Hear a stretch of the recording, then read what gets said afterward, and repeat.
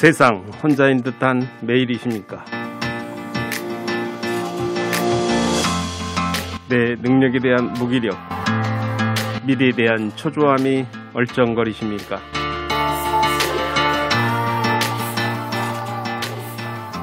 설레는 일이 없으십니까? 아니, 설렘을 맛본 지 언제인지 기억도 나지 않으십니까?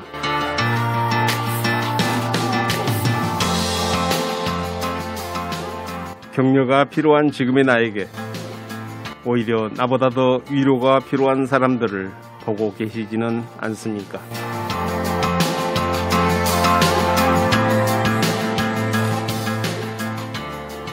오늘도 욕하지 못하고 선하고 좋은 사람으로 사시느라 힘들지는 않으셨습니까?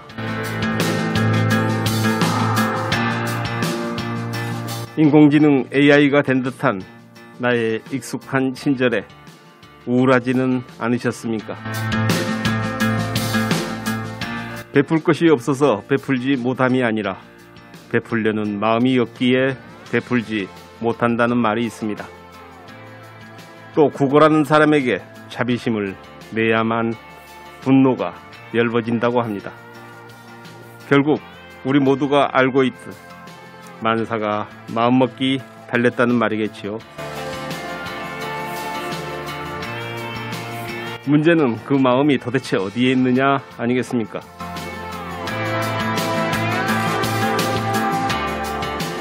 내 인생, 내 시간, 내 찰나인 2022년 7월 4일에 여러분께 드리는 위로주 한잔합시다 입니다. 오늘의 에피소드 한 잔이 여러분에게 힘이 되고 오늘의 팁이 되어 해결사가 되었으면 참 좋겠습니다.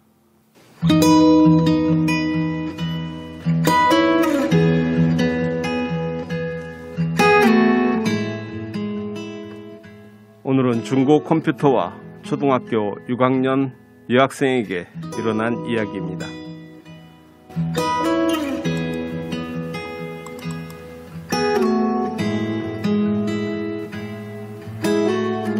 이 이야기를 처음 올리신 분이나 내용을 알고 계신 분은 연락 바랍니다.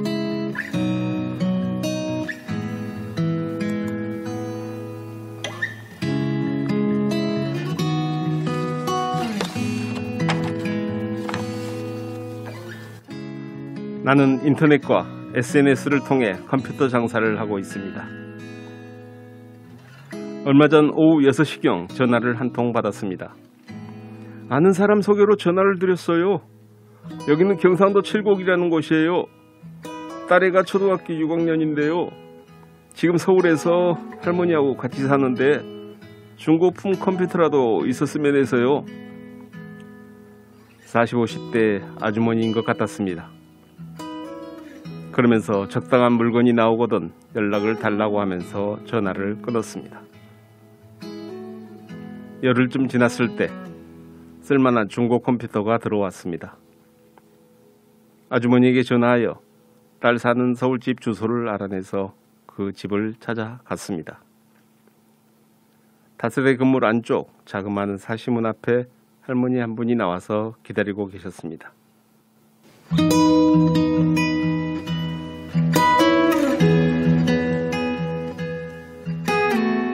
집안에는 액세서리를 조립하는 부업거리가 방 안에 가득히 쌓여 있었습니다.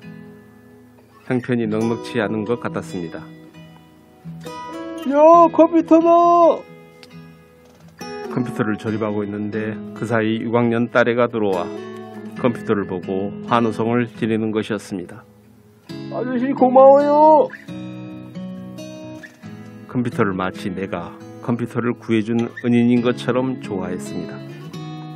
그야말로 천진난만한 어린 소녀였습니다. 할머니가 아이의 어깨를 토닥거리면서 너 열심히 공부하라고 네 엄마가 사준 거요. 어유 학원에 다녀와라. 아이는 네! 하고는 후다닥 나갔습니다. 설치를 마무리하고 돌아가려고 나섰는데 버스 정류소에 아까 그 아이가 서 있었습니다. 어디로 가니? 아저씨가 태워줄게. 주저할 만도 한데 아까 봤던 아저씨라 마음이 놓이는지 아이는 씩 웃으며 대답했습니다. 항해역이에요. 가려던 방향과 반대였지만 태워다 주기로 했습니다. 거리로 보면 집과 학원은 너무 먼 거리였습니다. 10분쯤 갔을 때 아이가 화장실이 너무 급하다고 했습니다. 패스트푸드점이 보이길래 차를 세웠습니다.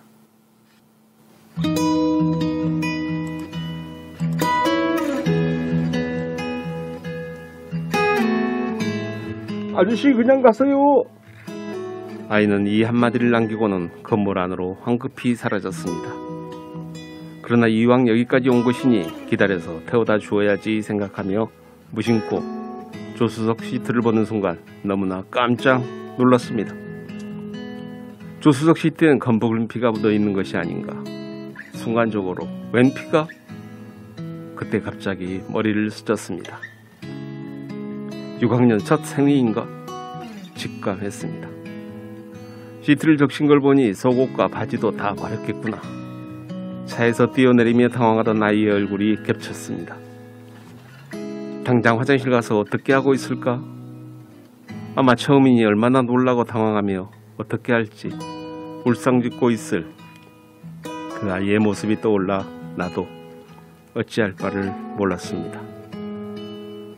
나는 마음이 너무나 급해졌습니다. 아이가 화장실에서 할 수 있는 것이 아무것도 없을 텐데 차에 비상등을 켜고 속옷 가게를 찾았지만 주변에는 아무런 상점도 없었습니다. 마음은 조급한데 별별 생각이 다 났습니다. 첫 생리 때 엄마가 옆에 없는 어린아이가 몹시 애처로웠습니다. 청량리역 근처에서 황급히 속옷 가게를 찾았습니다. 사이즈를 알 도리가 없어 제일 작은 것부터 위로 2개 사이즈를 더 샀습니다.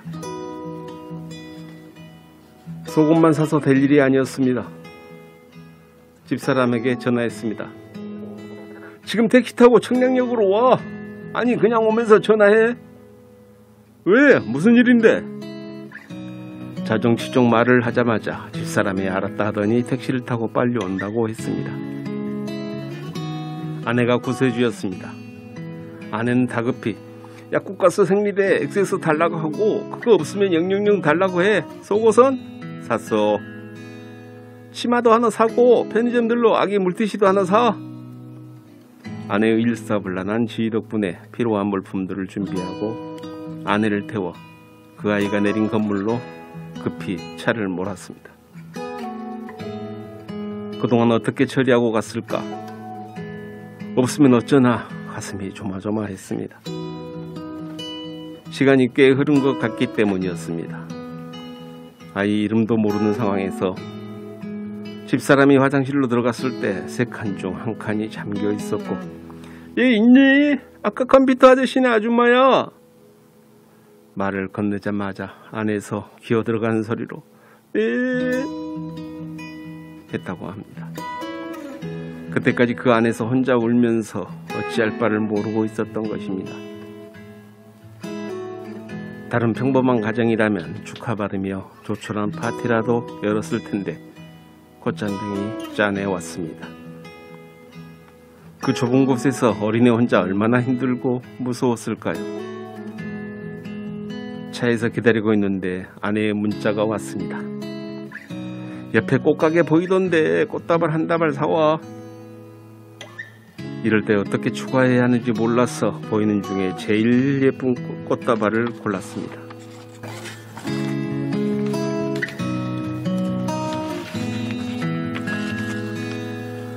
패스트푸드점 앞에서 꽃다발을 들고 있는데 아이와 아내가 나왔습니다. 아이의 눈은 퉁퉁 불어 있었습니다. 아내를 처음 보고서 멋쩍게 웃다가 챙겨간 것들을 보고서 막 울기 시작했었다고 합니다. 아내의 얼굴에도 눈물 자국이 보였습니다.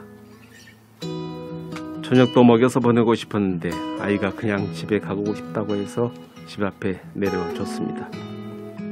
아저씨 아줌마 너무 고마워요. 하며 울며 집으로 뛰어들어가는 어린 소녀를 보며 우리 네 눈가에도 이슬이 맺혔습니다. 아내와 돌아오는 차 속 대화에서 그 집 사정이 여의치 않으면 아내는 그 컴퓨터 얼마에 팔았어? 22만 원. 다시 가서 주고 오자. 뭐?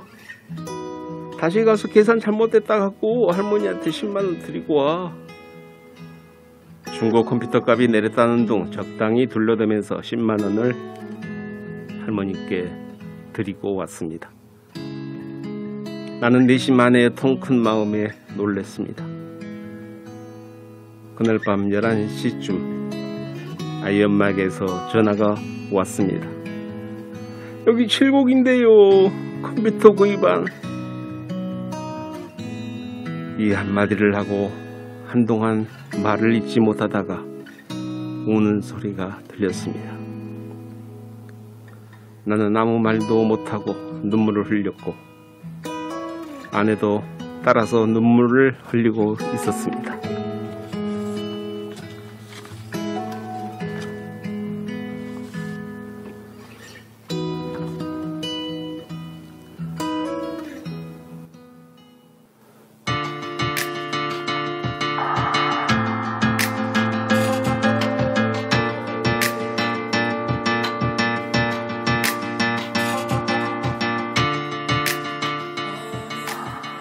인생의 다른 말은 안간힘이다 라고 합니다.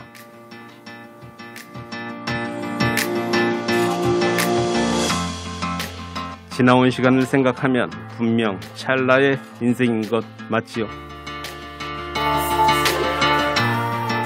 우리 주변에 내가 아는 분들이 이미 이 세상을 떠난 현실에서도 찰나의 인생이 느껴집니다.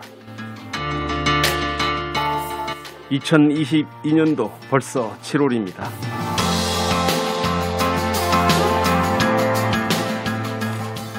나만 어려운 세상은 아닙니다.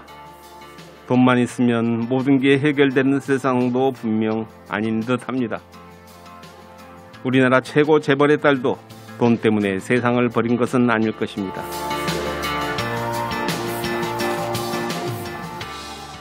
오늘 또 누가 잘 되었다는 소식에 배 아프지 않고 진심으로 박수를 쳐주고 싶은 인연과 연결되는 로또 같은 하루를 기대해 봅시다. 내 생애의 첫날인 내일이 있습니다. 정갈하고 반듯한 내 아침이 오고 있습니다. 한잔합시다 였습니다.